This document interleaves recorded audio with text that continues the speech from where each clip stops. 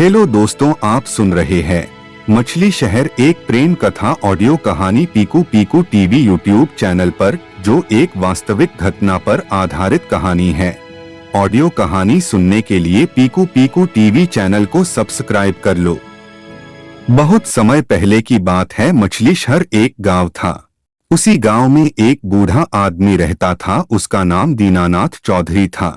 कुछ दिन पहले उसकी पत्नी की मृत्यु हो गई थी। घर में खाना बनाने की बहुत परेशानी हो रही थी। उसका एक बेटा था, उसका नाम राजेश था। घर की परेशानी देख दीनानाथ बहुत चिंतित था। वह अपने बेटे का विवाह कराने को सोच रहा था। राजेश बहुत सीधा और अच्छे विचार का लड़का था। फिर वह गांव के एक दोस्त के पास गया और अपने दोस्त से राजेश की शादी के लिए बात करने लगा। ज्ञानेंद्र, तुम्हें तो मेरे घर की हालत पता है। जब से मेरी पत्नी का मृत्यु हुआ है, घर की स्थिति खराब चल रही है और मैं बूढ़ा हो चुका हूँ। तबीयत भी खराब रहती है। कोई अच्छी से लड़की तुम्हारे नजर में हो तो मेरे बेटे की शादी हो जाए। मेरे सर से जिम्मेदारी की बोझ हट जाए, ताकि मैं भी निश्चिंत होकर मर सकूं। हाँ हाँ, क्यों नहीं। मेरे नजर में एक लड़की है, बहुत अच्छे घराने की लड़की है और बहुत नेक दिल की सुंदर और सुशील लड़की है। मैं आज ही जाकर लड़के की फोटो दिखा आता हूँ। मुझे राजेश की एक फोटो दे दो और शाम को मैं तुम्हसे आकर सारी बात बताता हूँ। शाम होती है और ज्ञानेंद्र दीनानाथ के घर आता है। दीनानाथ, मैं लड़की के बाप से बात कर चुका हूँ और राजेश की फोटो भी दिखाया। राजेश को पहली नजर में पसंद कर लिया है। लड़की भी लड़के को पसंद कर लिया है। मैंने तुम्हारे और राजेश के बारे में सारी बातें बता दिया है। उन्हें कोई एतराज नहीं है। वे शादी के लिए तैयार हैं। लड़की के बाप यानी कि तुम्हारे होने वाले संधी गजेंद्र चौधरी का कहना है कि एक बार लड़के के बाप आकर लड़की को देख ले और लड़की पसंद हो जाए तो शादी का तारीख पक्का कर ले, ताकि बाद में कोई समस्या खड़ी न हो।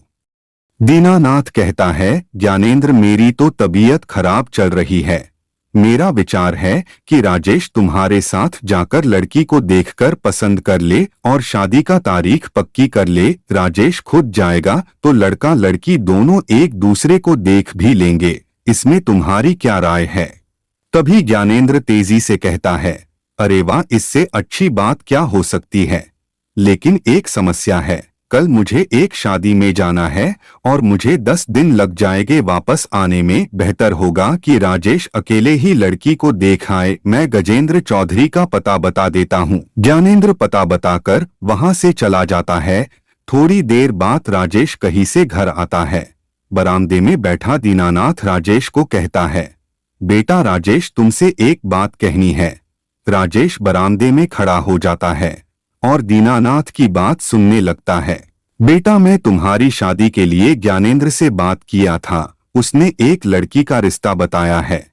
लड़की वाले तुमको पसंद कर लिए हैं। उनका कहना है एक बार लड़के वाले लड़की को देख ले, फिर रिश्ता पक्का हो जाए। तो मेरी तबीयत ठीक नहीं है। कल तुम जाकर लड़की देख लेना। लड़की पसंद आ जाए तो शादी का दिन भी पक्का कर लेना। ठीक है पिताजी। राजेश अपनी शादी की बात सुनकर मन ही मन शर्माने लगा था। तभी दीनानाथ फिर से कुछ कहता है, बेटा, कल जब घर से जाने लगना तो रास्ते में गुप्ता जी से ट्रैक्टर का पैसा भी ले लेना। ठीक है पिताजी, कहकर राजेश घर के अंदर चला गया। दरअसल दीनानाथ के पास एक ट्रैक्टर था। राजेश की मां के मरने के बाद दीनानाथ ने ट्रैक्टर को बेच दिया था। गुप्ता पूरे 1 लाख रुपए में ट्रैक्टर खरीदा था, जिसमें वह 20,000 रुपए 1 महीने बाद देने को कहा था। रात होती है। राजेश खाना बनाकर अपने लिए और दीनानाथ के लिए लाता है। दोनों खाना खाकर कुछ देर बाद अपने अपने कमरे में सोने चले जाते हैं। दिसंबर का महीना था, ठंड काफी पड़ रही थी। राजेश अपने बिस्तर पर लेटकर धीरे से रजाई ओढ़ लेता है। फिर वह कल के बारे में सोचने लगता है। वह मन ही मन लेटकर लड़की के बारे में सोचकर बहुत खुश हो रहा था। सोचते सोचते गर्म रजाई में कब राजेश को नींद लग गई, उसे पता ही नहीं चला। राजेश अपने सपनों में खोया था। तभी उसके कानों में किसी के चिल्लाने की आवाज सुनाई दी। दिसंबर की कड़ी ठंड में गर्म रजाई में लेटा राजेश की नींद ही नहीं खुल रही थी। तभी तेजी से आवाज उसके कानों में पड़ी, उठ जाओ, सुबह हो गई है। कब तक सोओगे, आज तुम्हें लड़की देखने जाना है।